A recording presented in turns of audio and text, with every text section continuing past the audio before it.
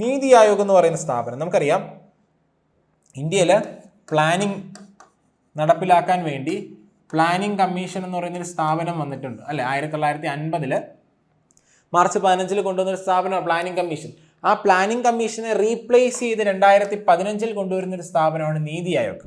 101 ഭരണഘടനാ ഭേദഗതി നിയമം വഴിയാണ് ഇന്ത്യയിൽ GST വരുന്നത്. ഇനി 122 ഭരണഘടനാ ഭേദഗതി ബിൽ. അപ്പം ശ്രദ്ധിച്ചിരിക്കുക, ഈ രണ്ട് കാര്യങ്ങളും മുൻവർഷ ചോദ്യമാണ്. ഇന്ത്യയിൽ GST വരാൻ കാരണമായ ഭരണഘടനാ ഭേദഗതി നിയമം 101 ഇന്ത്യയിൽ GST വരാൻ കാരണമായ ഭരണഘടനാ ഭേദഗതി ബില്ല് 122 ഹായ് ഓൾ. അപ്പോൾ നമ്മൾ ഫൈനാൻഷ്യൽ ഇൻസ്റ്റിറ്റ്യൂഷൻസ് അല്ലെങ്കിൽ എക്കണോമിക് ഇൻസ്റ്റിറ്റ്യൂഷൻസ് എന്ന് പറയുന്ന ഒരു പോർഷനാണ് ഡിസ്കസ് ചെയ്തുകൊണ്ടിരിക്കുന്നത്. അതിൻ്റെ ഫസ്റ്റ് പാർട്ട് ഓൾറെഡി നമ്മൾ നോക്കി. അതിനകത്ത് RBI, സെബി, അതുപോലെ തന്നെ നബാർഡ്, ഈ 3 സ്ഥാപനങ്ങളും നമ്മൾ ഡിസ്കസ് ചെയ്ത് കഴിഞ്ഞു. ഈ ഒരു പാർട്ടിൽ നമ്മൾ നോക്കുന്ന പ്രധാനമായിട്ടും വേറെ 3 സ്ഥാപനങ്ങളാണ്. ഈ 3 സ്ഥാപനങ്ങളും തന്നെ എന്ത് ചെയ്തിട്ടുണ്ട്, മുൻ വർഷങ്ങളിലെ ചോദ്യങ്ങളിൽ പലതവണ ഇതിനെപ്പറ്റി ചോദ്യങ്ങൾ ഉണ്ടായിട്ടുണ്ട്. അതിൽ പ്രധാനമായിട്ടും GST കൗൺസിലിനെയും നീതി ആയോഗിനെയും പറ്റി ചോദ്യങ്ങൾ ഉണ്ടായിട്ടുണ്ട്. IRDA പറ്റി ഒരുപാട് ചോദ്യങ്ങളൊന്നും വന്നിട്ടില്ലെങ്കിൽ പോലും PSC മുൻവർഷം ചോദിച്ചിട്ടുള്ള ഒരു മേഖലയാണ് IRDA എന്ന് പറയുന്നത്. അപ്പോൾ ഈ 3 സ്ഥാപനങ്ങളെ പറ്റി നമുക്ക് എന്ത് ചെയ്യാം, ഈ വീഡിയോയിൽ ഡിസ്കസ് ചെയ്യാം. ആദ്യം നമ്മൾ നോക്കുന്നത് GST കൗൺസിലിനെ പറ്റിയാണ്. നമുക്കറിയാം GST എന്ന് പറയുന്ന ഗുഡ്സ് ആൻഡ് സർവീസസ് ടാക്സ് അല്ലേ.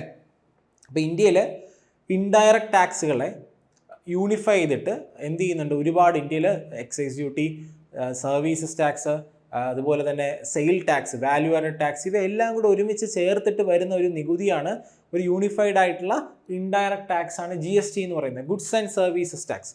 അപ്പോൾ ഈ ഒരു ഗുഡ്സ് ആൻഡ് സർവീസസ് ടാക്സ് നമുക്കറിയാം എന്താണ്, അതിന് പല ടാക്സ് സ്ലാബ് റേറ്റുകളുണ്ട്. 0%, 5% എന്നിങ്ങനെ സ്ലാബ് റേറ്റുകളുണ്ടല്ലോ. അപ്പോൾ ഇത്തരത്തിലുള്ള സ്ലാബ് റേറ്റുകൾ തീരുമാനിക്കുന്നു. അല്ലെങ്കിൽ നമുക്ക് ഒരിടയ്ക്ക് വാർത്തകളിലൊക്കെ നിറഞ്ഞു നിന്നിരുന്നു, പെട്രോളിയം ഉൽപ്പന്നങ്ങൾ ഇതാ ഉടനെ GSTയിലോട്ട് കൊണ്ടുവരാൻ പോകുന്നു, GST കൗൺസിൽ അതിനുള്ള മീറ്റിംഗ് എല്ലാം നടത്തി എന്നൊക്കെ പറയുമ്പോൾ GST കൗൺസിൽ എന്ന് പറയുന്നൊരു സ്ഥാപനത്തിനെ പറ്റി വാർത്തകളിൽ കാണുന്നുണ്ടായിരുന്നു. അതൊക്കെ സത്യമല്ല നമുക്ക് പിന്നീട് മനസ്സിലായി. പെട്രോൾ ഈ ഇടയ്ക്കൊന്നും GSTയിൽ വരുന്ന കാര്യത്തെ പറ്റി നമുക്ക് അത്രത്തോളം വിശ്വസനീയമല്ലല്ലേ. GSTയിൽ ഇപ്പം ഈ ഇടയ്ക്ക് പെട്രോൾ കൊണ്ടുവരുമെന്ന് പറഞ്ഞാൽ നമുക്ക് വിശ്വസിക്കാൻ പറ്റത്തില്ല. കാരണം GSTയിൽ പെട്രോൾ വന്നു കഴിഞ്ഞാൽ പെട്രോളിൻ്റെ വില വലിയ രീതിയിൽ കുറയും.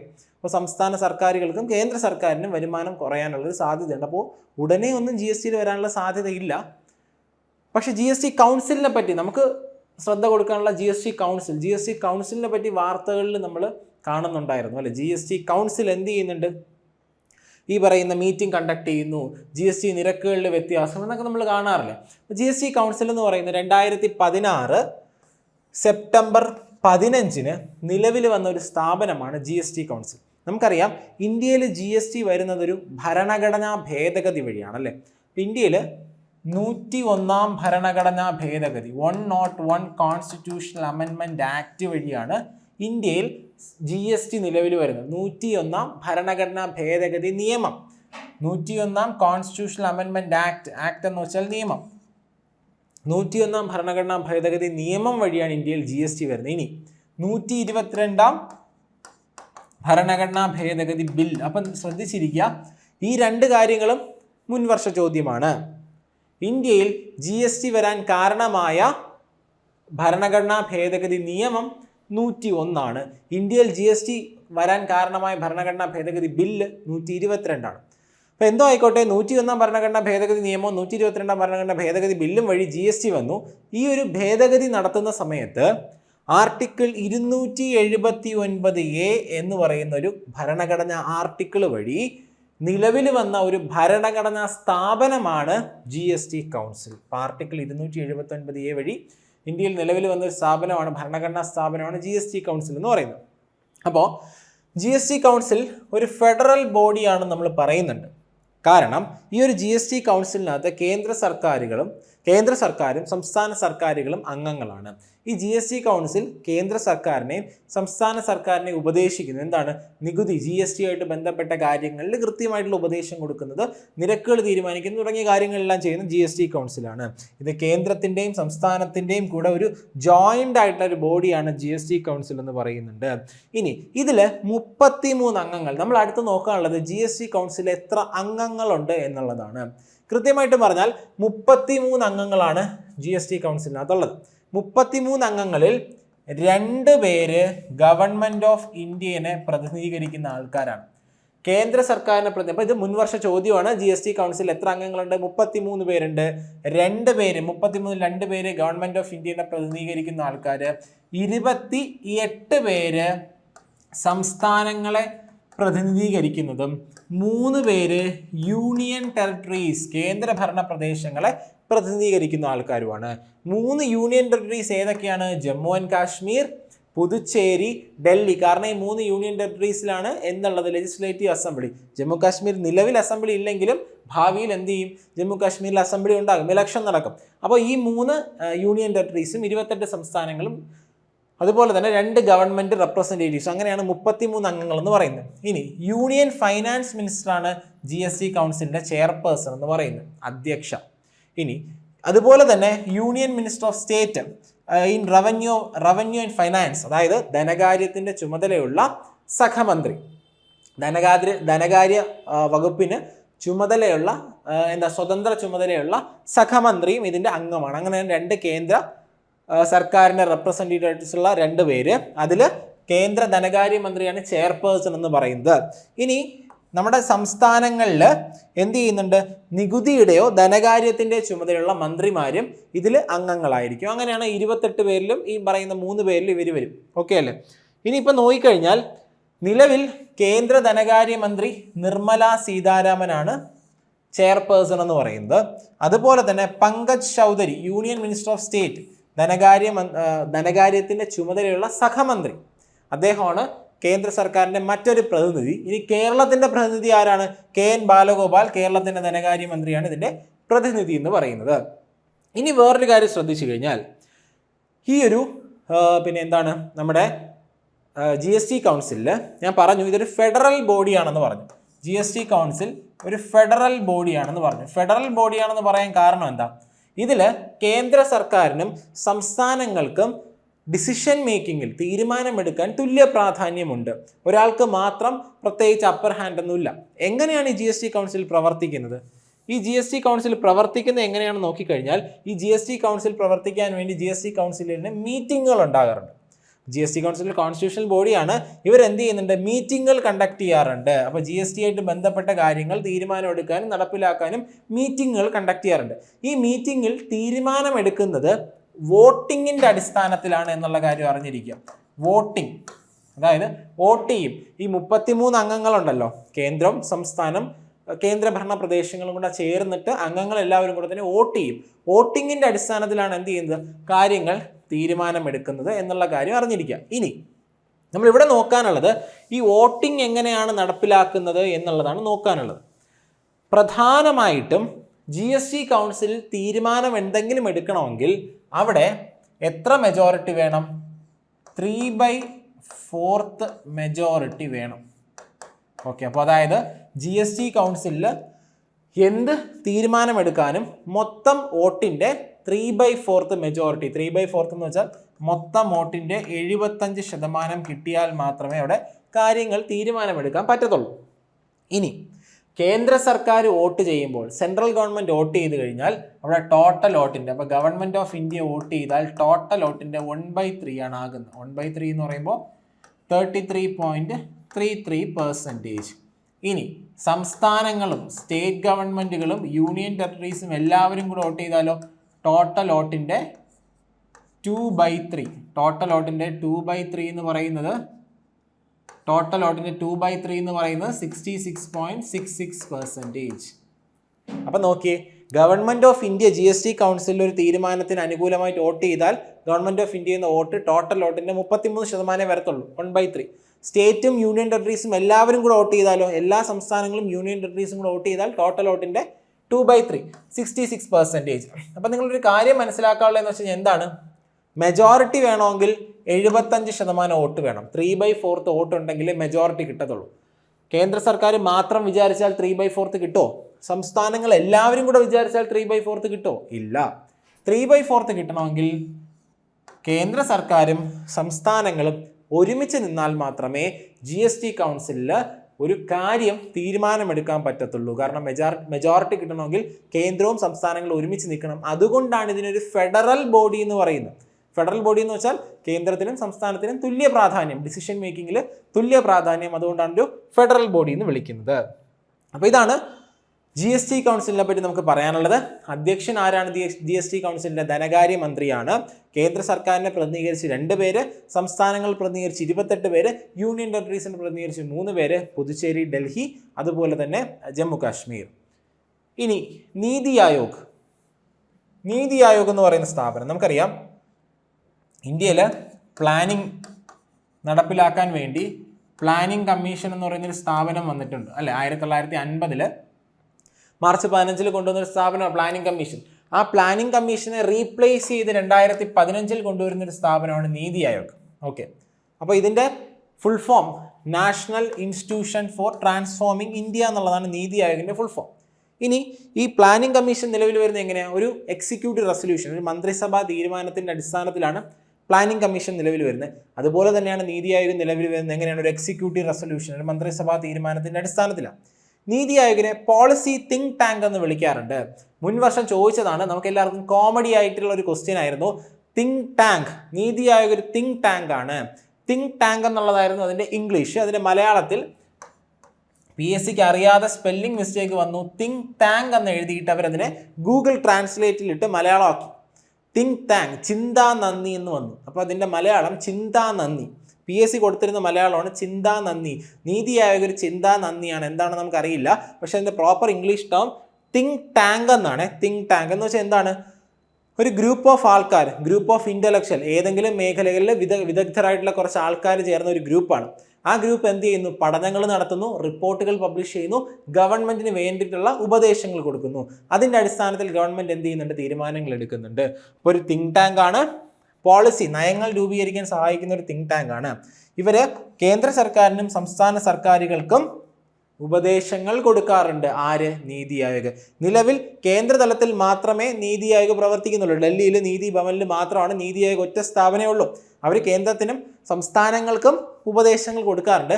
പക്ഷേ ഈ ഇടയ്ക്ക് ഒരു വാർത്ത കണ്ടായിരുന്നു, കേന്ദ്ര സർക്കാർ സംസ്ഥാനങ്ങൾക്ക് വേണ്ടി നീതി ആയോഗ് മാതൃകയിൽ ഒരു സ്ഥാപനം കൊണ്ടുവരുന്നതിനെ പറ്റി ആലോചിക്കുന്നുണ്ടെന്ന് പറഞ്ഞായിരുന്നു. പക്ഷേ പിന്നീട് അങ്ങോട്ടൊന്നും നമ്മൾ കണ്ടില്ല.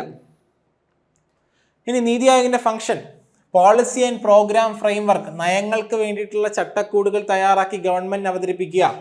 കോപ്പറേറ്റീവ് ഫെഡറലിസം, ഇത് മുൻവർഷം ചോദിച്ചിട്ടുണ്ട്. സഹകരണ ഫെഡറലിസം പ്രോത്സാഹിപ്പിക്കുക. സംസ്ഥാനങ്ങൾക്കിടയിലുള്ള ഫെഡറലിസം, സംസ്ഥാനവും കേന്ദ്രവും തമ്മിലുള്ള ബന്ധം. മോണിറ്ററിംഗ് ആൻഡ് ഇവാലുവേഷൻ, പല കേന്ദ്ര പദ്ധതികളും കൃത്യമായിട്ട് മോണിറ്റർ ചെയ്യുക, വിലയിരുത്തുക. Think tank and knowledge and innovation hub, നമ്മൾ പറഞ്ഞു അതൊരു തിങ്ക് ടാങ്ക് ആയിട്ട് പ്രവർത്തിക്കുന്നു. നോളജ് ആൻഡ് ഇന്നോവേഷൻ, പുതിയ പുതിയ റിസർച്ചുകൾ നടത്തുന്നു, കാര്യങ്ങൾ ഉപദേശം കൊടുക്കുന്നു, അത്തരത്തിലൊരു സ്ഥാപനമായിട്ട് പ്രവർത്തിക്കുന്നു നീതി ആയോഗ്. ഇതെല്ലാം തന്നെ വെബ്സൈറ്റിൽ നിന്ന് കിട്ടിയിട്ടുള്ള നീതി ആയോഗിനെ പറ്റിയുള്ള എല്ലാ ഡീറ്റെയിൽസും നിങ്ങൾക്ക് വെബ്സൈറ്റിൽ കിട്ടും. വെബ്സൈറ്റ് നോക്കിയാൽ കംപ്ലീറ്റ് കാര്യങ്ങളും കിട്ടും. നീതി ആയോഗിനെ പറ്റി പഠിക്കുന്നവരൊരു കാര്യം ആലോചിക്കുക, നീതി ആയോഗിൻ്റെ വെബ്സൈറ്റ് നോക്കുക. കറണ്ട് അഫയേഴ്സ്, അവർ ഒരുപാട് ഇൻഡൈസസുകൾ, നീതി ആയോഗ് ഒരുപാട് സൂചികകൾ പുറത്തുവിടാറുണ്ട് അല്ലേ. SDG ഇന്ത്യ ഇൻഡെക്സ്, അതുപോലെ തന്നെ multi dimensional poverty index, state health index, school education quality index, India innovation index, അങ്ങനെ പിന്നെ ഡിസ്ട്രിക്ട് ഹോസ്പിറ്റൽ ഇൻഡെക്സ്, അങ്ങനെ ഒരുപാട് ഇൻഡെക്സുകൾ, ഡേറ്റാ ഗവേണൻസ് ക്വാളിറ്റി, അങ്ങനെ ഒരുപാട് ഇൻഡെക്സുകൾ നീതി ആയോഗ് പുറത്തുവിടാറുണ്ട്. ഇതിനെപ്പറ്റിയെല്ലാം അറിയണമെങ്കിൽ നിങ്ങൾ നീതി ആയോഗിൻ്റെ വെബ്സൈറ്റിൽ തന്നെ പോയിട്ട് കാര്യങ്ങൾ നോക്കുക. വെബ്സൈറ്റിൽ നിന്ന് സന്ദർശിക്കുന്നത് പ്രിലിംസിന് മുന്നേ നോക്കുന്ന അത്യാവശ്യം നന്നായിരിക്കും. ഓക്കെ, ഇനി അവരുടെ ഓർഗനൈസേഷൻ. നീതി ആയോഗിൻ്റെ ചെയർപേഴ്സൺ ആരാ? പ്രധാനമന്ത്രി. പ്ലാനിംഗ് കമ്മീഷൻ്റെ ചെയർപേഴ്സൺ ആരാണ്? പ്രധാനമന്ത്രി. പ്ലാനിംഗ് കമ്മീഷൻ്റെ ആദ്യ ചെയർപേഴ്സൺ ജവഹർലാൽ നെഹ്റു, അവസാന ചെയർപേഴ്സൺ നരേന്ദ്രമോദി. നീതി ആയോഗിൻ്റെ ആദ്യ ചെയർപേഴ്സണും നരേന്ദ്രമോദിയാണ്. ഇതിനൊരു ഗവേണിംഗ് കൗൺസിലുണ്ട്. പ്ലാനിംഗ് കമ്മീഷൻ സമയത്ത് ഒരു NDC ഉണ്ടായിരുന്നു, നാഷണൽ ഡെവലപ്മെൻറ്റ് കൗൺസിൽ. അവരുടെ പ്രവർത്തനങ്ങളെല്ലാം ഇപ്പം നടത്തുന്നത് ഗവേണിംഗ് കൗൺസിലാണ്. ഈ ഗവേണിംഗ് കൗൺസിൽ ഒരു സ്ഥിര ബോഡിയാണ്, ഒരു സ്ഥിര സംവിധാനമാണ്. ഇതിനകത്ത് എല്ലാ സംസ്ഥാനങ്ങളിലെയും മുഖ്യമന്ത്രിമാരും യൂണിയൻ ടെറിട്ടറീസിൻ്റെ റെപ്രസെൻറ്റേറ്റീവ്സും എവിടെയുണ്ട്? ഗവേണിംഗ് കൗൺസിലിനകത്തുണ്ട് എന്നുള്ള കാര്യം എന്ത് ചെയ്യുക? ഒന്ന് അറിഞ്ഞിരിക്കുക. ഇനി അപ്പോൾ ഇതൊരു സ്ഥിര സംവിധാനമാണ് എന്നുള്ള കാര്യം അറിഞ്ഞിരിക്കുക. ഇനി റീജിയണൽ കൗൺസിൽ. റീജിയണൽ കൗൺസിൽ എന്ന് വെച്ചാൽ പ്രാദേശിക കൗൺസിൽ. അതായത് ഇപ്പോൾ ഉദാഹരണം നോർത്ത് ഈസ്റ്റിൻ്റെ ഡെവലപ്മെൻറ്റൽ ഇഷ്യൂസ് ചർച്ച ചെയ്യാൻ വേണ്ടി ഒരു പ്രാദേശിക കൗൺസിൽ രൂപീകരിക്കുകയാണെങ്കിൽ അവിടെ ആ 7 സംസ്ഥാനങ്ങളിലെ മുഖ്യമന്ത്രിമാരായിരിക്കും അംഗങ്ങളായിരിക്കുക.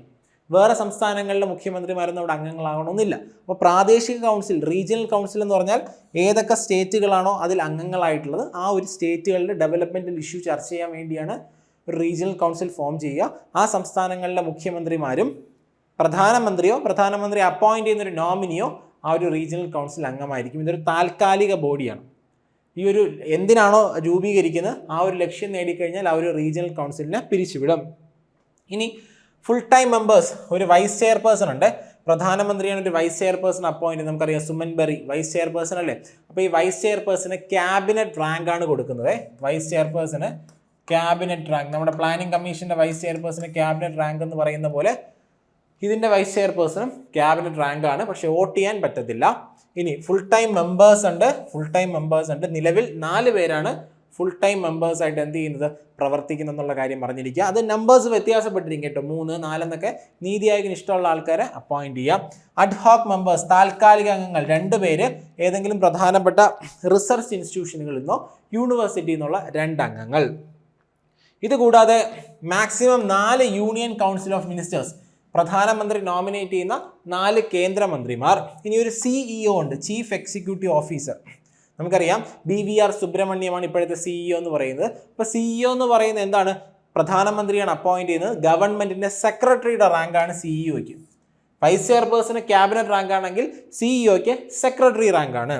ഇനി സ്പെഷ്യൽ ഇൻവൈറ്റീസ്, അതായത് മീറ്റിങ്ങുകളിൽ ഏതെങ്കിലും ഏത് മേഖലയിലാണോ ചർച്ച നടക്കുക, കാർഷിക മേഖലയാണെങ്കിൽ, ബാങ്കിങ് മേഖലയാണെങ്കിൽ, വ്യാവസായിക മേഖലയാണെങ്കിൽ അതത് മേഖലകളിലെ പ്രഗത്ഭരായിട്ടുള്ള ആൾക്കാരെ ഇൻവൈറ്റീസ് ആയിട്ട് ക്ഷണിക്കാറുണ്ട്. ഇനി നീതി ആയോഗ് 3 ഡോക്യുമെന്റ് ആണ് പുറത്തുവിടുന്നത്. അതായത് 15 വർഷത്തെ ഒരു വിഷൻ ഡോക്യുമെന്റ്, 7 വർഷത്തെ ഒരു മീഡിയം ടേം, 3 വർഷത്തെ ആക്ഷൻ അജണ്ട. അപ്പോൾ ശ്രദ്ധിക്കുക, 3 years, 7 years, 15 years. 3 yearsന്റെ എന്താണ്, ആക്ഷൻ അജണ്ട. 7 yearsന്റെ മീഡിയം ടേം സ്ട്രാറ്റജി. ഇനി 15 വർഷത്തെ വിഷൻ ഡോക്യുമെന്റ്. ഇങ്ങനെ 3 എണ്ണമാണ് എന്ത് ചെയ്യുന്നത്, തയ്യാറാക്കുന്നത് എന്നുള്ള കാര്യം എന്ത് ചെയ്യുക, അറിഞ്ഞിരിക്കുക. പ്ലാനിംഗ് കമ്മീഷൻ ഉണ്ടായിരുന്ന സമയത്ത് 5 year പ്ലാൻസ് ആയിരുന്നു അല്ലേ. ഇപ്പം പക്ഷേ 5 year പ്ലാൻസ് അല്ല, 15, 7, 3. 3 എന്ന് പറയുന്നത് short term, 7 medium term, 15 long term. അപ്പോൾ ഇത്രയും കാര്യങ്ങൾ നമ്മൾ പറഞ്ഞു. ഇനി പ്ലാനിംഗ് കമ്മീഷനെ നീതി ആയോഗിനെ പറ്റിയൊരു വ്യത്യാസം നമ്മൾ പറഞ്ഞു കഴിഞ്ഞാൽ, പ്ലാനിംഗ് കമ്മീഷൻ ഒരു ടോപ്പ് ഡൗൺ അപ്രോച്ചാണ് സ്വീകരിച്ചിരുന്നത് എന്നുള്ള കാര്യം അറിഞ്ഞിരിക്കുക. ഒരു ടോപ്പ് ഡൗൺ അപ്രോച്ച്, അതായത് മുൻ വർഷം ചോദിച്ചിട്ടുള്ളതാണ്. ഈ പ്ലാനിംഗ് കമ്മീഷൻ ഒരു ടോപ്പ് ഡൗൺ അപ്രോച്ചാണ്. അതേസമയം നീതി ആയോഗ് ഒരു ബോട്ടം അപ്പ് അപ്രോച്ചാണ്. എന്താണ് ബോട്ടം അപ്പ്? താഴെ തട്ടിൽ നിന്ന് ഇൻഫർമേഷൻ, ഡേറ്റ കളക്ട് ചെയ്തിട്ട് തീരുമാനങ്ങൾ എടുക്കുന്നതാണ് നീതി ആയോഗ്. അതാണ് ഒരു ബോട്ടം അപ്പ് അപ്രോച്ച് എന്ന് പറയുന്നത്. താഴെ തട്ടിൽ നിന്ന് ഇൻഫർമേഷൻ കളക്ട് ചെയ്യുന്ന ഒരു വികേന്ദ്രീകൃത അപ്രോച്ചാണ് നീതി ആയോഗ്. അതേസമയം പ്ലാനിംഗ് കമ്മീഷൻ ആണെങ്കിലോ മുകളിൽ നിന്ന് തീരുമാനങ്ങൾ എടുക്കുന്നു, താഴെ തട്ടിലോട്ട് നടപ്പിലാക്കാൻ പറയുന്നു. ഒരു കേന്ദ്രീകൃത അപ്രോച്ചാണ് പ്ലാനിംഗ് കമ്മീഷൻ. പ്ലാനിംഗ് കമ്മീഷൻ സംസ്ഥാനങ്ങളുടെ മേലും മന്ത്രാലയങ്ങളുടെ മേലും പോളിസികൾ, നയങ്ങൾ അടിച്ചേൽപ്പിക്കാനുള്ള അധികാരമുണ്ട്. കാരണം അവർക്ക് ഫണ്ട് അനുവദിക്കാനുള്ള അധികാരമുണ്ട്. നീതി ആയോഗിന് അങ്ങനെ പോളിസി അടിച്ചേൽപ്പിക്കാനുള്ള അധികാരമില്ല. കാരണം അവർക്ക് ഫണ്ട് കൊടുക്കാനുള്ള അധികാരമൊന്നും നീതി ആയോഗിനില്ല എന്നുള്ള കാര്യം അറിഞ്ഞിരിക്കുക. ഇനി നമ്മൾ അടുത്ത് നോക്കുന്നത് IRDAI. എന്താണ് IRDAI? നമുക്ക് എല്ലാവർക്കും അറിയാം, ഇന്ത്യയിലെ ഇൻഷുറൻസ് മേഖലയെ റെഗുലേറ്റ് ചെയ്യുന്ന insurance regulatory and development authority of India. Insurance regulatory and development authority of India. RN Malhotra committee. നമ്മൾ കേട്ടിട്ടുണ്ട്, ഇൻഷുറൻസ് മേഖലയെ പറ്റി പഠിക്കാൻ വേണ്ടി ഗവൺമെന്റ് അപ്പോയിന്റ് ചെയ്ത കമ്മിറ്റിയാണ് RN Malhotra committee. RN Malhotra കമ്മിറ്റിയുടെ റിപ്പോർട്ട് പ്രകാരം ഇന്ത്യയിൽ വന്ന ഒരു സ്ഥാപനമാണ് insurance regulatory and development authority of India. അപ്പോൾ ഇന്ത്യയിലെ insurance regulatory and development authority of India RN Malhotra committee നിർദ്ദേശപ്രകാരമാണ് വന്നത്. 1999 എസ്റ്റാബ്ലിഷ് ചെയ്യുന്നെങ്കിലും അതിനുവേണ്ടി ഒരു നിയമം പാസ്സാക്കുന്നത് 2000-ലാണ്. ഓക്കെ അല്ലേ? IRDAയുടെ ആദ്യത്തെ ഹെഡ് ക്വാർട്ടേഴ്സ് ന്യൂഡൽഹിയിലായിരുന്നെങ്കിലും ഇപ്പോഴതിൻ്റെ ഹെഡ് ക്വാർട്ടേഴ്സ് ഹൈദരാബാദാണ്. നമ്മൾ ആരും ചിന്തിക്കത്തില്ല IRDA മുംബൈയിലെന്നോ ഡൽഹിയിലെന്നോ വിചാരിക്കും, പക്ഷെ അതിൻ്റെ ആസ്ഥാനം ഹൈദരാബാദാണ്. IRDA ഹൈദരാബാദ് എന്ന് നമ്മൾ റൈമിംഗ് ആയിട്ട് വേണമെങ്കിൽ പറയാം. IRDA ഹൈദരാബാദ് എന്ന് പറഞ്ഞു കഴിഞ്ഞാൽ IRDA ഹൈദരാബാദാണ് എന്ത് ചെയ്യുന്നത്, അതിൻ്റെ ആസ്ഥാനം എന്ന് പറയുന്നത്. അപ്പോൾ ഇന്ത്യയിലെ ജനറൽ ഇൻഷുറൻസും അതുപോലെ തന്നെ ലൈഫ് ഇൻഷുറൻസും, അപ്പോൾ ഇന്ത്യയിലെ ജനറൽ ഇൻഷുറൻസും ലൈഫ് ഇൻഷുറൻസും രണ്ടിനെയും നിയന്ത്രിക്കുന്നത് IRDA ആണ്. ലൈഫ് ഇൻഷുറൻസ് എന്ന് വെച്ചാൽ അതിനകത്താണ് LIC അതുപോലുള്ള കാര്യങ്ങളൊക്കെ വരുന്നത്. അപ്പോൾ ലൈഫ് ഇൻഷുറൻസ് എന്ന് പറയുമ്പോൾ ആരോഗ്യവും ജീവനും, മനസ്സിലായല്ലോ, ലൈഫും ഹെൽത്തും രണ്ടും ഏതിനകത്താണ് വരുന്നത്? ലൈഫ് ഇൻഷുറൻസിനകത്ത്. ആരോഗ്യ ഇൻഷുറൻസ് ആണെങ്കിലും ലൈഫ് ഇൻഷുറൻസും രണ്ടും ലൈഫിനകത്ത് വരുന്നു. ജനറൽ ഇൻഷുറൻസ് എന്ന് പറഞ്ഞാൽ മറ്റെല്ലാ കാര്യങ്ങളും, അതിനകത്ത് ഏതൊക്കെ വരും?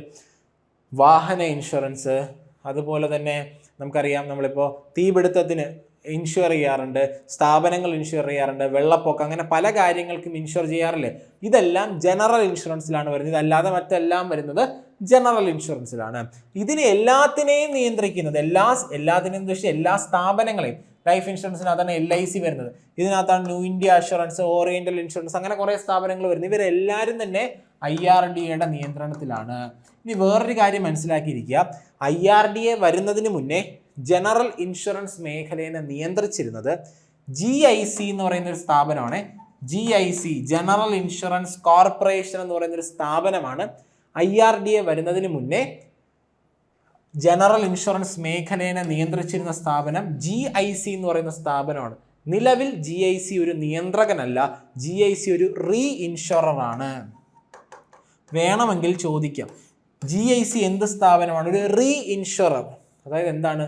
ഇൻഷുറൻസ് കമ്പനികൾക്ക് വീണ്ടും ഇൻഷുറൻസ് കൊടുക്കുന്നു. ഇൻഷുറൻസ് കമ്പനികൾക്ക് ഇൻഷുറൻസ് കൊടുക്കുന്ന സ്ഥാപനങ്ങളാണ് റീ ഇൻഷുറർ എന്ന് പറയുന്നത്. ഇന്ത്യയിലൊരു ഗവൺമെന്റ് മേഖലയിലെ റീ ഇൻഷുറൻസ് കമ്പനിയാണ് GIC എന്ന് പറയുന്നത്. ഓക്കെ അല്ലേ? ഇനി ഇവിടുത്തെ കാര്യം പറഞ്ഞല്ലോ, it also regulate the insurance industry and protect the customers. അതായത് ഇൻഷുറൻസ് മേഖലയെ നിയന്ത്രിക്കുന്നു, കസ്റ്റമേഴ്സിനെ. നമുക്കറിയാം ഒരുപാട്, നമ്മൾ പല സിനിമകൾ, ഇമാനുവൽ സിനിമ എടുത്തില്ലേ മമ്മൂട്ടിയുടെ, അതിനകത്ത് ഫഹദ് ഫാസിലൊക്കെ ഉണ്ടല്ലോ. അപ്പോൾ അതിൽ വരുന്ന ആൾക്കാർക്ക് കൃത്യമായിട്ട് ക്ലെയിം കൊടുക്കാതിരിക്കാൻ വേണ്ടി മാക്സിമം ശ്രമങ്ങൾ നടത്തുന്നത് നമ്മൾ കാണാറില്ലേ? സിനിമ കാണണ്ട, നമുക്ക് ചുറ്റും നടക്കുന്ന കാര്യങ്ങൾ തന്നെ അറിഞ്ഞൂടെ? ഇൻഷുറൻസ് പ്രോപ്പറായിട്ട് കിട്ടാതിരിക്കുക, നമുക്ക് തരാതിരിക്കാൻ വേണ്ടി മാക്സിമം ഉടായ്പകൾ കമ്പനികൾ കാണിക്കും. കൃത്യമായിട്ട് എന്ത് ചെയ്യണം? കസ്റ്റമേഴ്സിനെ പ്രൊട്ടക്ട് ചെയ്യണം, ആ മേഖലയെ നിയന്ത്രിക്കണം. Also power to frame regulations regarding insurance market. Insurance മാർക്കറ്റിൽ റെഗുലേഷൻസ് കൊണ്ടുവരാനും IRDAക്ക് അധികാരമുണ്ട്. അതുപോലെ to safeguard the interest of policy holders. അതായത് പോളിസി എടുത്തിരിക്കുന്ന ആൾക്കാരുടെ താല്പര്യങ്ങൾ സംരക്ഷിക്കുന്നു, അവരെ ഫെയർ ആയിട്ടാണ് ട്രീറ്റ് ചെയ്യുന്നതെന്ന് ഉറപ്പുവരുത്തുന്നു. ഇൻഷുറൻസ് ബിസിനസ് മേഖലയുടെ വളർച്ചയ്ക്കും അവരുടെ വേഗത്തിലുള്ള വളർച്ചയെ സഹായിക്കുന്നു, പ്രൊമോട്ട് ചെയ്യുന്നു. Promoting, monitoring and enforcing high standard, honesty, financial soundness. അതായത് ഈ പറയുന്ന കൺട്രോൾസ് കൊണ്ടുവരിക. എന്തിനാണ്? ഓണസ്റ്റി. നമുക്ക് ഓണസ്റ്റി എന്ന് പറയുന്നത് അത്യാവശ്യമല്ലേ? ഫെയർ ആയിട്ടായിരിക്കണം പ്രാക്ടീസ് നടത്താനുള്ളത്, അത് ഉറപ്പുവരുത്തുന്നു. To ensure the real claims are settled quickly. യഥാർത്ഥ ക്ലെയിമുകൾ, ഒരക്ഷരം തെറ്റാണ്, നിങ്ങളുടെ പേരിൽ അക്ഷരം തെറ്റാണ്, അതുകൊണ്ട് നിങ്ങൾക്ക് ക്ലെയിം കിട്ടത്തില്ല, അതൊക്കെ എന്താണ്? പൈസ കൊടുക്കാതിരിക്കാനുള്ള ഉടായ്പ നമ്പറുകളാണ് അല്ലേ? അങ്ങനെയുള്ള കാര്യങ്ങളൊക്കെ വരികയാണെങ്കിൽ IRDAയോട് ഇടപെടും. കൃത്യമായിട്ട് നമുക്ക് എന്ത് ചെയ്യുന്നുണ്ട്? നമുക്ക് പരാതി പരിഹാര സംവിധാനം തരുന്നുണ്ട്. അതുപോലെ തന്നെ എന്ത് ചെയ്യുന്നുണ്ട്? നമുക്ക് വേണ്ട കൃത്യമായിട്ടുള്ള ഡിസ്പ്യൂട്ട് സെറ്റിലിംഗ് സംവിധാനം അവർ പ്രൊവൈഡ് ചെയ്യുന്നുണ്ട്. To promote fairness, transparency and orderly behaviour നമ്മളിവിടെ പറഞ്ഞു. അപ്പോൾ ഈ പറയുന്ന കാര്യങ്ങളാണ് IRDA ചെയ്യുന്നത്. അപ്പോൾ IRDA എന്ത് ചെയ്യുന്നുണ്ട്? നമ്മുടെ പരാതി പരിഹാര സംവിധാനത്തിന് വേണ്ടി ഇൻഷുറൻസ് ഓംബുഡ്സ്മാൻ എന്ത് ചെയ്തിട്ടുണ്ട്? ഏർപ്പെടുത്തിയിട്ടുണ്ട് എന്നുള്ള കാര്യം എന്ത് ചെയ്യുക? അറിഞ്ഞിരിക്കുക. അപ്പോൾ ഇൻഷുറൻസ് ഓംബുഡ്സ്മാൻ സംവിധാനം IRDA കൊണ്ടുവന്നു. നമുക്കറിയാം ബാങ്കിങ് ഓംബുഡ്സ്മാൻ അറിയാലോ, അതുപോലെ തന്നെ ഇൻഷുറൻസ് ഓംബുഡ്സ്മാൻ. ഓംബുഡ്സ്മാൻ എന്ന് വെച്ചാൽ പരാതി പരിഹാര സംവിധാനമാണ്, ഗ്രീവൻസ് റിഡ്രസൽ മെക്കാനിസം. അപ്പോൾ ഈ 3 സ്ഥാപനങ്ങളെ പറ്റിയാണ് പ്രധാനമായിട്ടും നമ്മൾ നോക്കിയത്. അതിൽ നമ്മൾ ആദ്യം നോക്കിയതെന്ന് പറയുന്നത് എന്താണ്? ആദ്യം നമ്മൾ നോക്കിയത് GST കൗൺസിലിനെ പറ്റി നോക്കിയായിരുന്നു. ഇന്ത്യയിലെ GST മേഖലയെ നിയന്ത്രിക്കുന്ന സ്ഥാപനമാണ് GST കൗൺസിൽ എന്ന് പറഞ്ഞു. രണ്ടാമത് നമ്മൾ നീതി ആയോഗിനെ പറ്റി നോക്കി. മൂന്നാമത് IRDAനെ പറ്റി നോക്കി. ഇൻഷുറൻസ് മേഖലയെ റെഗുലേറ്റ് ചെയ്യുന്നതാണ് IRDA എന്ന് പറഞ്ഞു. അതുപോലെ തന്നെ GST കൗൺസിൽ എന്ന് പറയുന്ന GST ആയിട്ട് ബന്ധപ്പെട്ട റേറ്റുകളെല്ലാം പ്രഖ്യാപിക്കുന്നതാണ് GST കൗൺസിൽ. നീതി ആയോഗിനെ പറ്റി പറഞ്ഞു. പ്ലാനിംഗ് കമ്മീഷന് ശേഷം വന്ന സ്ഥാപനമാണ് നീതി ആയോഗ്. അപ്പോൾ നമ്മൾ ഈ 2 വീഡിയോസും, അതായത് നമ്മൾ ഫസ്റ്റ് പാർട്ടും സെക്കൻഡ് പാർട്ടും എന്ന് പറയുന്നത് എക്സാമിന് വരുന്ന പ്രധാനപ്പെട്ട സാമ്പത്തിക സ്ഥാപനങ്ങൾ, ആ സാമ്പത്തിക സ്ഥാപനങ്ങളിൽ നിന്ന് ചോദ്യം വന്നിട്ടുള്ള മേഖല, അല്ലെങ്കിൽ നമുക്കൊരു റിവിഷൻ പോലെ പ്രിലിംസിന് മുന്നേ നിങ്ങൾ നോക്കിയിട്ട് പോകാനുള്ള കുറച്ച് സാമ്പത്തിക സ്ഥാപനങ്ങൾ, ആ ഒരു ഉദ്ദേശത്തോടു കൂടിയാണ് നമ്മൾ എന്ത് ചെയ്തത്? ഈ 2 വീഡിയോസും ചെയ്തത്. അപ്പോൾ ഈ 2 വീഡിയോസും നിങ്ങൾക്ക് മനസ്സിലായിട്ടുണ്ട്, നിങ്ങൾക്ക് ഉപകാരപ്രദമായിട്ടുണ്ടെന്ന് വിശ്വസിക്കുന്നു. അപ്പോൾ ഇനി വരുന്ന ദിവസങ്ങളിലും ഇതുപോലെ പ്രിലിംസുമായിട്ട് ബന്ധപ്പെട്ടുള്ള ക്വിക്ക് ടോപ്പിക്കുകൾ, അത് ഹോട്ട് ടോപ്പിക്കുകൾ, അതായത് നിങ്ങൾ എന്താണ് എക്സാമിന് വരാൻ സാധ്യതയുള്ള വേഗത്തിലൊന്ന് റിവിഷൻ നടത്തണമെന്ന് ആഗ്രഹിക്കുന്നുള്ള ടോപ്പിക്കുകളുമായിട്ട് നമ്മൾ വീണ്ടും വരും. അതുവരെ വീഡിയോ കണ്ട എല്ലാവർക്കും താങ്ക്